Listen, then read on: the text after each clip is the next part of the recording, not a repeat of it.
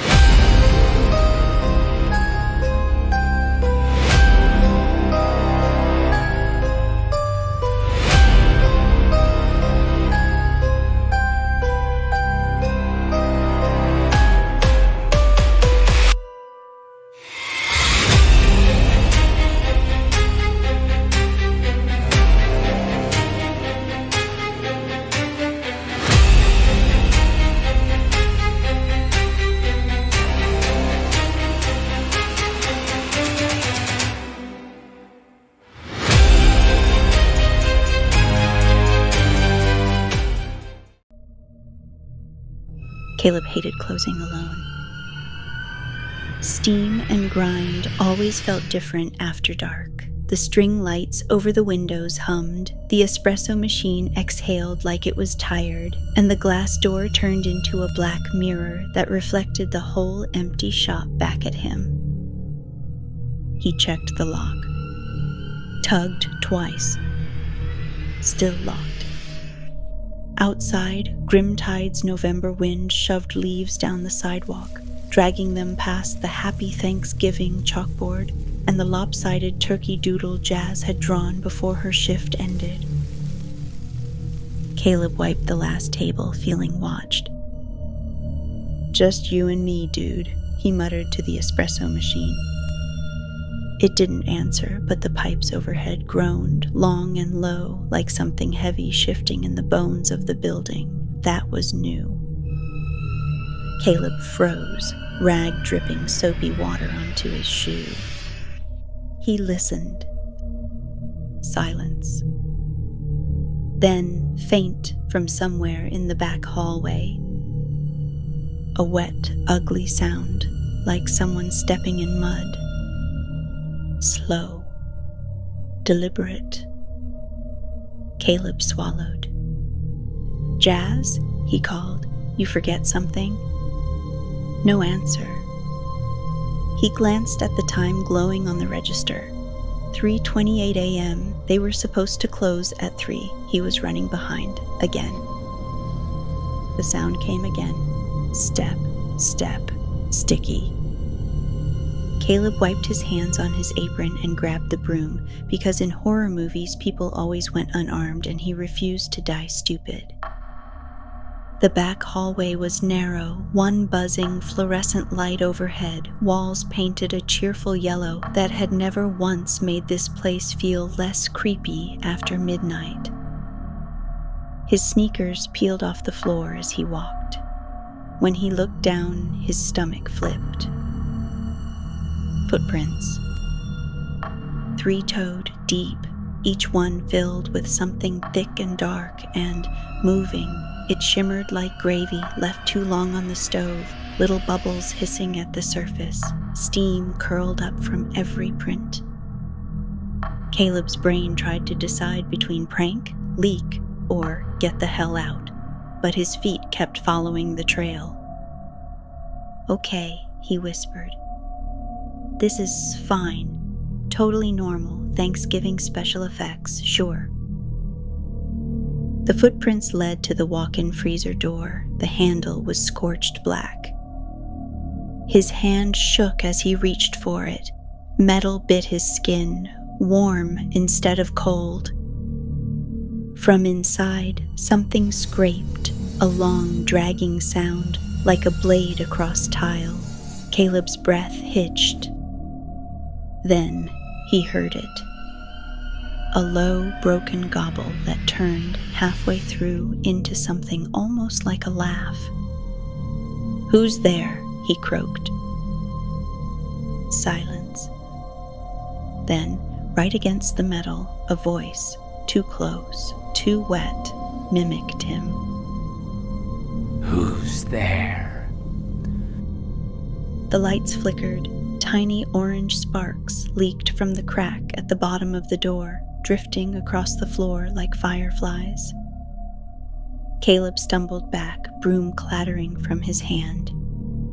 The handle turned on its own. The door began to open. The last thing Caleb saw was a tall shadow, all jagged edges and flickering embers, stepping out onto the steaming prints it had left for him.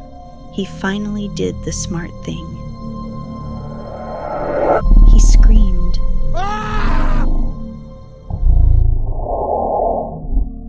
Maven Reed hated the smell of early morning crime scenes. Burnt coffee, cold pastry sugar, panic baked into the walls. Grimtide PD's flashlight beams carved sharp lines through the cafe windows as she and Arnie ducked under the yellow tape. "Well," Arnie muttered, hands in his jacket pockets, "this place looks like a Hallmark movie that got jumped in an alley." Maven shot him a look. "Behave. Mr. Crew said if we don't bring back something solid this time, he's bumping us to writing horoscopes." "Hey, I can do horoscopes," Arnie said. "Sagittarius, stop ignoring the signs. Also, don't die in a coffee shop." She elbowed him, hiding her smile.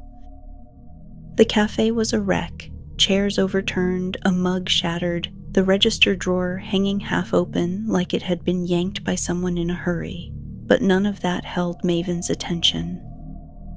It was the floor. Footprints. Deep three-toed prints filled with something dark and glossy that still steamed like fresh soup. The air shimmered above them, heat radiating off the puddles. "What is that?" Maven whispered. Officer Barnes turned toward them, face pale, eyes glassy. He rubbed a hand over his buzz cut. "We don't know. The lab's on their way. Everything's still warm." Arnie crouched, squinting. "This looks like gravy." Maven swatted his arm. "Be serious." "I am serious. Thanksgiving gravy, maybe extra charred. Look at the color."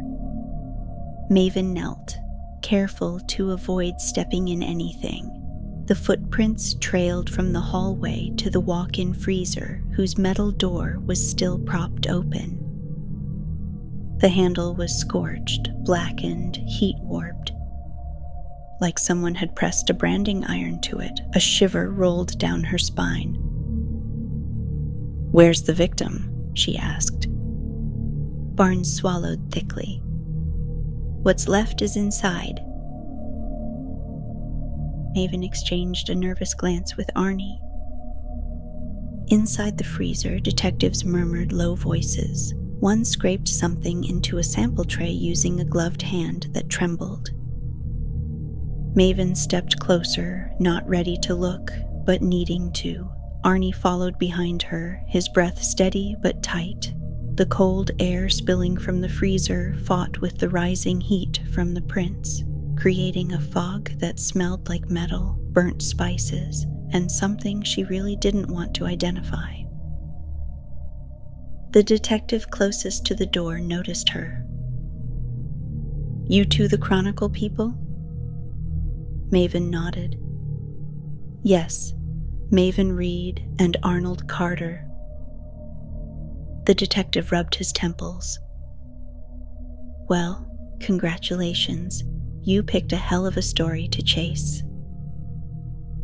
Behind him something hissed, a tiny burst of steam rising from the floor near the body bag. Arnie leaned in, voice low. "Maeve, that's not normal steam." "No," she she whispered. It's not. The detective lowered his voice. Witness said they heard gobbling and a laugh. Maven blinked. A laugh.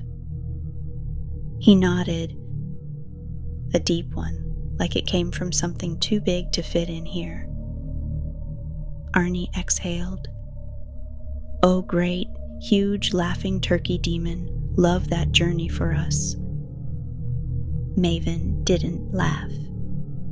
Because from the corner of the freezer, a single charred feather lay on the tile, edges glowing faintly, embers flickering like a dying candle. Her stomach dropped. Arnie, she whispered. Something's wrong with this town. Arnie nudged the feather with a pen, watching it release a tiny wisp of smoke. Yeah, he said. And I think it just came home for the holidays.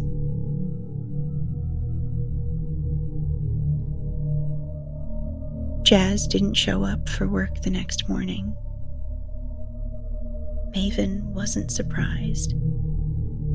Steam and grind still smelled wrong, a mix of scorched metal and something sweeter, like burned marshmallows. The cops had taped the whole building off, and reporters from other outlets buzzed around like gnats. Maven hated when other reporters buzzed around, especially when they got taken seriously.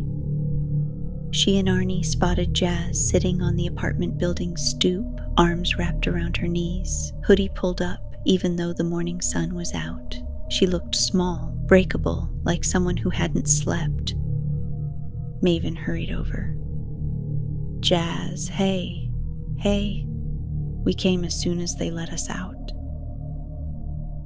Jazz didn't lift her head. I heard it. Maven froze. Arnie stopped behind her, his entire posture shifting alert. You heard what? Maven asked, voice softening. Jazz dragged her hands down her face. Her eyes were red, but not from crying, from fear so deep it hollowed her out. That sound, she whispered. That stupid, awful gobbling. Maven sat beside her. Jazz. Witnesses say lots of things during trauma. It could have been a machine, or... No, Jazz shook her head hard. No, I've heard that sound before. Arnie crouched. When? Jazz blinked slow, like she didn't want to say it out loud. Last year, the night before Thanksgiving, I was closing alone and I heard something outside the dumpster. I thought it was a raccoon, but... She swallowed. It laughed, Maeve. It made this broken laugh, like someone imitating a person badly. Maven's stomach dropped. And you didn't tell anyone? Arnie asked. Jazz lifted a trembling hand. Are you kidding? Hi, yes, I'd like to report a wild turkey impersonating a man behind my cafe. I'd get fired and sedated. Maven reached over, squeezing her knee. Hey, you're safe with us, okay? Whatever's happening, we're going to figure it out. Jazz's breath shuddered. The cops questioned me for an hour. They made me repeat every detail. They asked about the footprints, about Caleb, about what I saw. Maven's heart stopped. What did you see?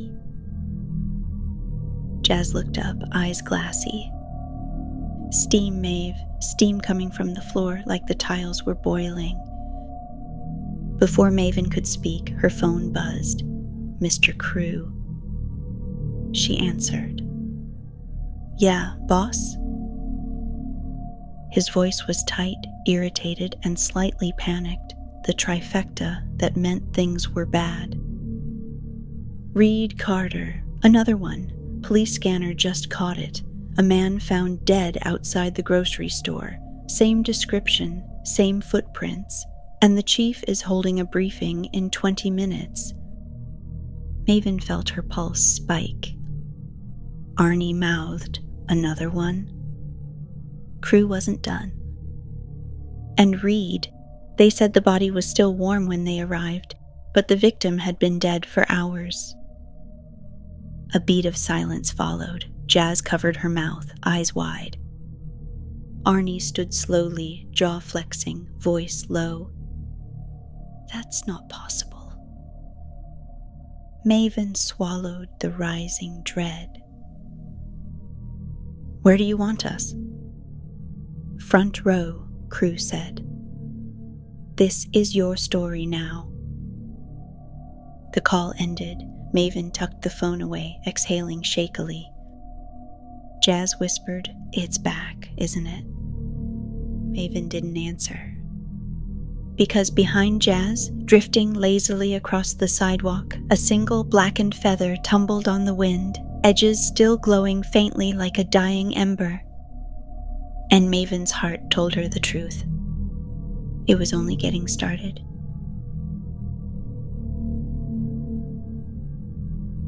The Grimtide Police Department smelled like old paper, burnt coffee, and stress. Maven and Arnie squeezed into the front row just as Chief Hollis stepped up to the podium, palms braced against it like the only thing keeping him upright. His eyes were bloodshot. His badge was slightly crooked. He looked like a man trying very hard not to admit his town was unraveling. Camera flashes popped. Reporters murmured. Maven flipped open her notebook, pen already tapping anxiously. "This morning," Hollis began, voice gravelly. "Another body was found in the parking lot of Grimtide Grocers. No signs of forced entry, no weapon recovered, no witnesses." He paused, jaw tensing. "Cause of death is under investigation." Arnie leaned close, whispering, "Translation, they have no idea what the hell is happening." Maven didn't look at him. She already knew. A screen flickered behind the chief as an officer connected a laptop. Crime scene photos loading one by one. The crowd leaned forward. The first photo, the victim slumped beside a shopping cart. Second, scorch marks on the asphalt. Third, a trail of footprints leading into the shadow between two dumpsters, three-toed, deep, steaming. Then the fourth photo appeared. The room fell dead silent. Maven's breath vanished. Because in the blurred background between the dumpsters, barely visible in the darkness but undeniably there, two orange eyes glowed like hot coals. Not reflections, not lens flares.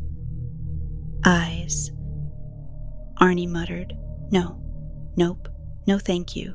That's too big to be raccoon-sized." Maven's pulse hammered. She raised her hand. "Chief Hollis, what is that in the background?" Hollis stiffened. "We don't believe that's a person." "What about an animal?" Maven pushed. The chief avoided her eyes. "We're exploring all possibilities." Lie. A bad one. Maven stood. "Chief, with all due respect, this is the second murder in 12 hours. Witnesses are reporting strange noises. There are scorch marks at both scenes. Something is..." Hollis slammed a hand on the podium. "We are handling it, Ms. Reed." Maven froze. Everyone stared. Arnie slowly rose beside her, voice calm but edged. "Chief, the Chronicle isn't your enemy here." But Hollis wasn't looking at Arnie. He was looking past Maven and over her shoulder, his face drained of color. Maven turned. A blackened feather lay on the floor near her boot, small, curled at the edges. Still smoking. Her chest tightened. That wasn't here before. Arnie knelt to look at it. My heart rate needs hazard pay. The fluorescent lights above flickered once. Then again. Reporters murmured nervously. Officers looked up. Someone dropped a camera. The bulbs buzzed, whining like they were struggling under heat. And from somewhere in the ventilation system came a sound. Low, wet, a slowly building gobble, stretched and warped until it didn't sound like a bird at all. Every head in the room snapped upward. The lights snapped back on with a loud pop. Silence. Hollis cleared his throat. The briefing is over, but Maven barely heard him. Because above the podium, clinging to the ventilation grate, a faint scorch mark spread across the metal in the shape of 3 claws dragging downward. Arnie's whisper brushed her ear. Maeve, he's not just killing people. She swallowed hard. He's following us.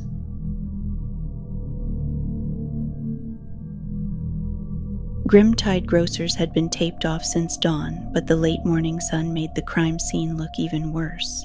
The asphalt shimmered where the police had hosed it down, but dark streaks still clung to the cracks like something refusing to wash away. Maven stepped out of the car and inhaled sharply. Burned spices, metal, something sweet. The same wrong scent from the cafe. Arnie walked beside her, hands shoved into his jacket pockets. I swear, if this thing shows up behind a buy one get one Thanksgiving display, I'm quitting journalism. You won't quit, Maven said, scanning the edges of the lot. You live for this. Not the getting murdered part, Maeve. Everything else, sure. She almost smiled. Almost. The wind pushed an empty shopping cart across the pavement, its wheels squeaking in a slow, uneven rhythm. Maven followed the sound, her eyes narrowing as she approached the dumpsters. That's where the photo had been taken, the one with the glowing eyes. Arnie, she whispered, check this out. The side of the brick wall behind the dumpsters was blackened, an uneven scorch pattern climbing from the ground to halfway up the wall. The center of it pulsed faintly, like heat still radiated off the surface. Arnie placed a hand near it, cautious. His eyes widened. It's warm. Hours later, it's still warm. Maven crouched, studying the ground. More 3-toed footprints, deep, steamed around the edges like the asphalt had boiled beneath them. What kind of thing leaves heat like this? She murmured. Arnie cleared his throat. A demon turkey with anger issues, obviously. She shot him a dry look, but he pointed at something behind her. A feather. Bigger than the last one, charred black, edges curling into faint embers. It lay alone in the middle of the asphalt, like someone had placed it there deliberately. Maven's chest tightened. He's taunting us. Arnie knelt, brows knitting. No, it's too obvious. He wants us to find it. Maven's phone buzzed. Unknown number. She frowned and answered. Hello? Static. Then a low, broken sound filtered through the speaker, a gobble twisted into something almost human. Maven jerked the phone back from her ear. Arnie's face drained of color. Was that? A voice came through the static. Wet, mocking, a warped imitation of Arnie's own tone. Hello, Maven. Maven froze. Arnie mouthed, "What the hell?" The voice sputtered, glitching between a gobble and laughter. Then a harsh scrape echoed through the phone, like a blade dragged down a long metal sheet. Maven's skin prickled. "Where are you?" Another garbled gobble, then a whisper, close, intimate, chilling. "Behind you." She spun around so fast she stumbled. Nothing. Just the quiet lot. The dumpsters, the wind. But then a soft hiss. Steam rising behind the nearest cart. Arnie grabbed her arm. "Maeve, back up." The cart jolted. Just an inch, but it moved. By itself. Then another inch. Then it rolled forward across the pavement, wheels squeaking, picking up speed as if shoved by something unseen. It screeched to a stop inches from Maven's legs. A single feather drifted down from above, landing gently inside the cart's basket. Still glowing, still smoking. Arnie exhaled shakily. He's not following us anymore. Maven swallowed, throat tight. He's playing with us.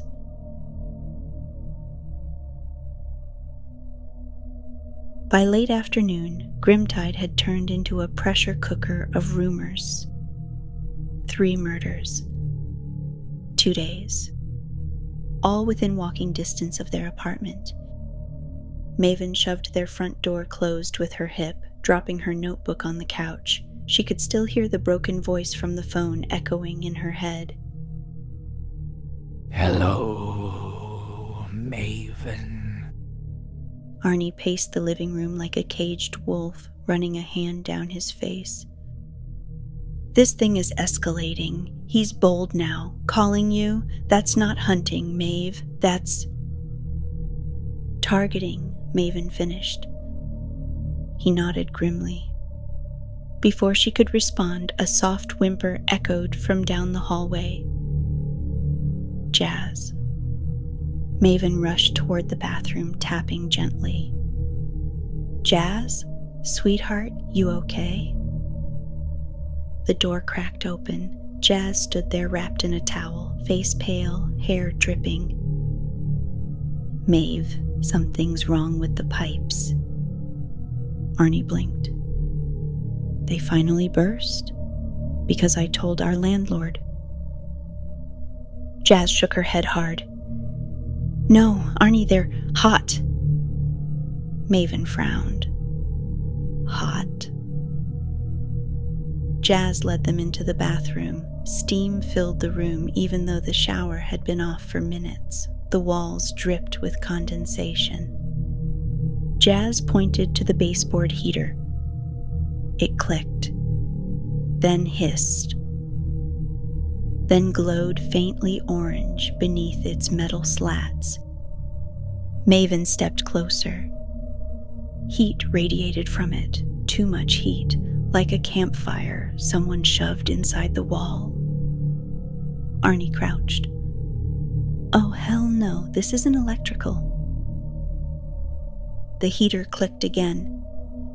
The metal slats warped outward for a split second, then snapped back. Jazz backed into Maven, trembling. "I heard something," she whispered. "While I was showering, the vent made a sound." "What kind of sound?" Maven asked gently. Jazz swallowed. Her voice cracked. A gobble, low, like someone breathing through it. Arnie stood slowly, every muscle going tense. "We need to get out of this apartment." But the heater let out another hiss, louder this time, and steam rose in a slow spiral like something exhaling. Jazz grabbed Maven's hand. "Why us? Why is it coming here?" Maven squeezed her back, fighting her own panic. I don't know yet. But she did know one thing. It wasn't random. Her phone buzzed. A text from an unknown number. 3:33. Tick, tock, time to carve a new one. Maven's stomach dropped. Arnie read over her shoulder. 3:33, Maeve, that's when the cafe murder happened. Jazz's voice was a whisper. And the grocery lot. Maven looked up, heart pounding. It was a pattern. Every kill happened exactly at 3:33. The hour between late night and early morning, where the world is quiet enough for monsters to slip through cracks. Arnie stepped between them and the heater, protective. All right, we're not waiting around. Grab your stuff. We're leaving. Jazz clutched her towel tighter. Where are we going? Maven grabbed her bag, her recorder, her camera. Somewhere public, somewhere bright, somewhere he doesn't want to be. Arnie nodded. The town square, lights, people, noise. Jazz took a shaky breath. Do you think we'll be safe there? Maven glanced back at the heater, where steam curled upward in the shape of 3 spread claws. She didn't answer. Because safety stopped being real the minute the Carver said her name.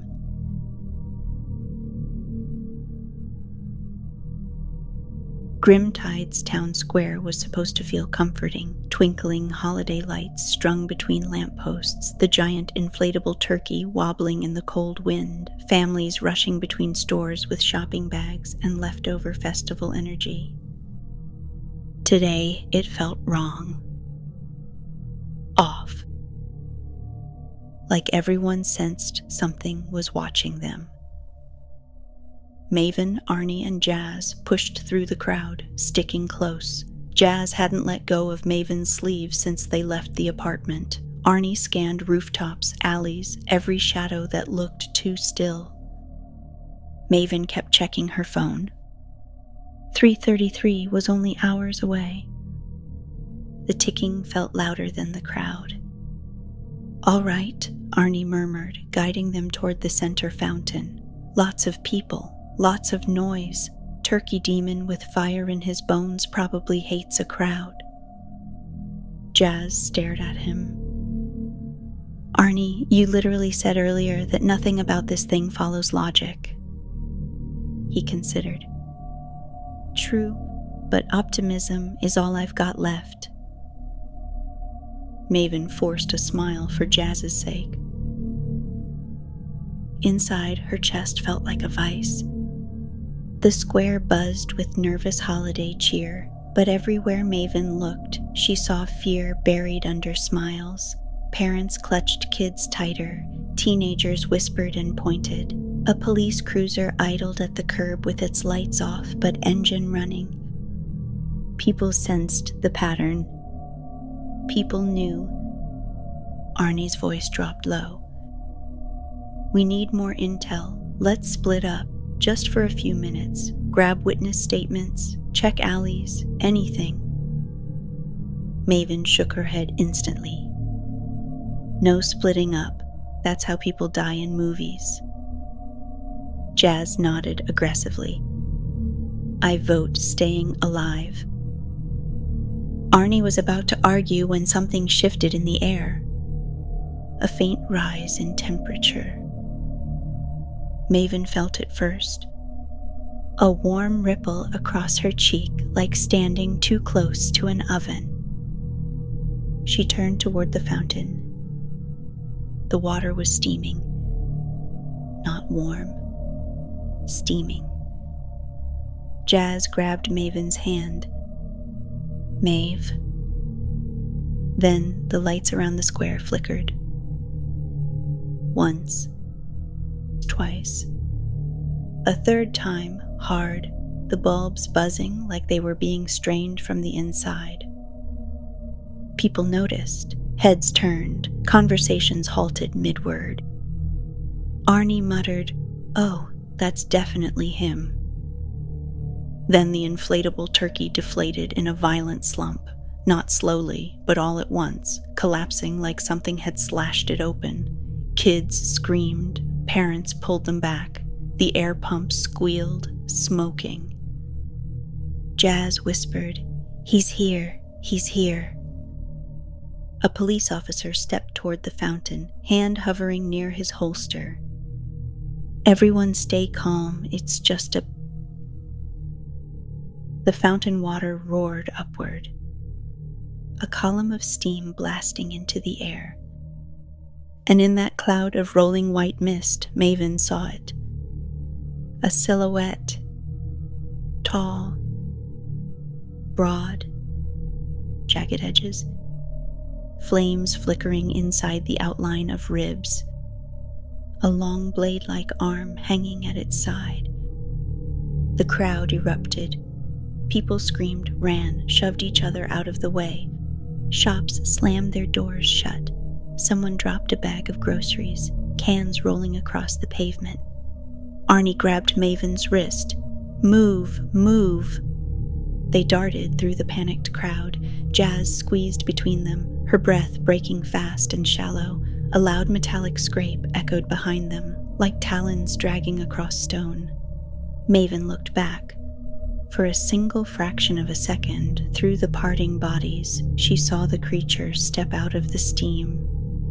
Burnt skin split with tiny flames, empty turkey eye sockets glowing molten orange, a chest that rose and fell with crackling heat, and as it turned its head toward her, it gobbled.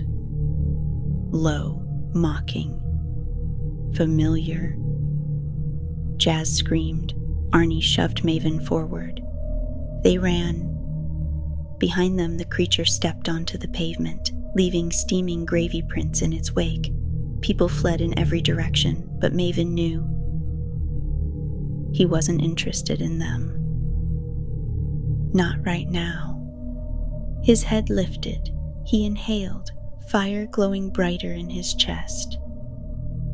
Arnie cursed under his breath. "Oh no, oh hell no, he's locking on." Jazz sobbed. "On who?" But Maven already knew. The Carver's ember-bright eyes fixed on her, and he smiled. The skin around his beak cracked open like a burning log splitting. He was coming for Maven next.